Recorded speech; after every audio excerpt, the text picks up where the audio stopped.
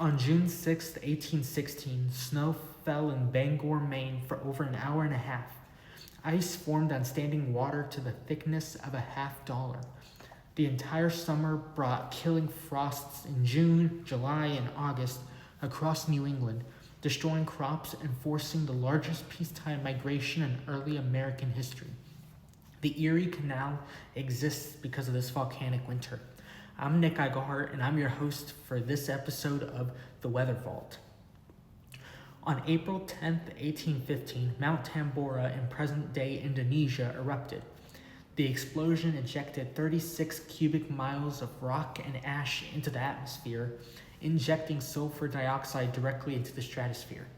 Once there, it reacted with water vapor to form aerosols that spread globally, creating a reflective layer that bounced solar radiation back into space before it could warm the surface.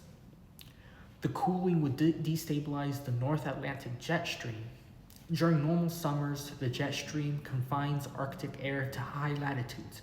In 1816, it buckled over the northeastern United States and western Europe. This created massive oscillations between extreme heat and sudden killing freezes. Contemporary observers called it a backward season, where plants would bud, bloom, and be destroyed by frost in repeating cycles. The agricultural destruction started in May, when black frost killed fruit tree buds across New England. The first week of June brought the infamous snow to Albany and Cape May. Farmers replanted, consuming their seed reserves. Then came July's cold. A Connecticut diarist noted that all nature appears encircled in gloom. The critical blow came August 22nd, when frost caught replanted corn during maturation. Frosted corn rots into a useless husk. By September, Reverend Thomas Robbins wrote, quote, "I presume no person living has known so poor a crop of corn in New England at this season as now," end quote. Corn fed livestock. Without it, farmers couldn't feed their animals. Mass liquidations destroyed farm capital while temporarily flooding meat markets. Families foraged for wild turnips and nettles. Some consumed raccoons and pigeons just to survive the winter. The soil that had sustained them in good years now seemed actively hostile. Staying seemed to mean repeating 1816 indefinitely. The response was mass migration. Contemporary observers gave it the name Ohio fever. The Portland Gazette called it a raging epidemic, noting farms sold for fractions of their value. Between 1817 and 1820, Ohio's population exploded from 400,000 to nearly 600,000.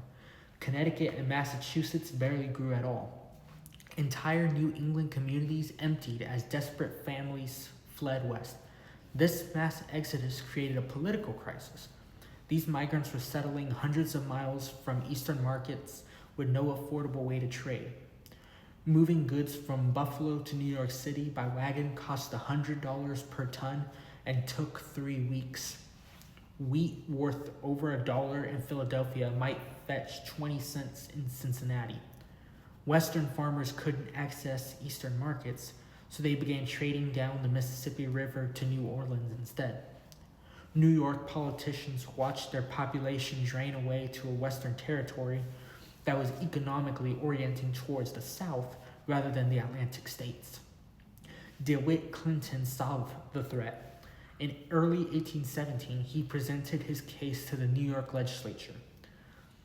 These men had just survived the starving winter. They had personally witnessed June snow and August frost. They watched thousands abandon their land and flee west. Clinton argued an artificial waterway connecting the Great Lakes to the Atlantic would, quote, prevent a breakup of the Union, end quote, by binding the western migrants to the eastern commerce. The legislators understood the stakes, and on April 15, 1817, they authorized construction. The canal opened in 1825. Freight costs would collapse from $100 per ton to under $10. Transit time dropped from 3 weeks to 8 days. Western wheat could finally flow cheaply to New York City. This raised prices for Western farmers who could now reach global markets through New York's port. It lowered prices for Eastern consumers no longer dependent on local harvests. The canal had integrated the continent and ensured that the rapidly growing Western population remained economically tied to the Atlantic states, rather than reorienting towards New Orleans. The Erie Canal transformed how Americans moved goods across their own continent. Before 1825, the nation's infrastructure couldn't support its geographic expansion. After 1825, the interior connected to global markets through New York's port. The year without a summer forced that transformation. The volcanic winter exposed the fatal flaw, triggered the migration crisis, and created the political urgency that turned Clinton's vision into authorized reality.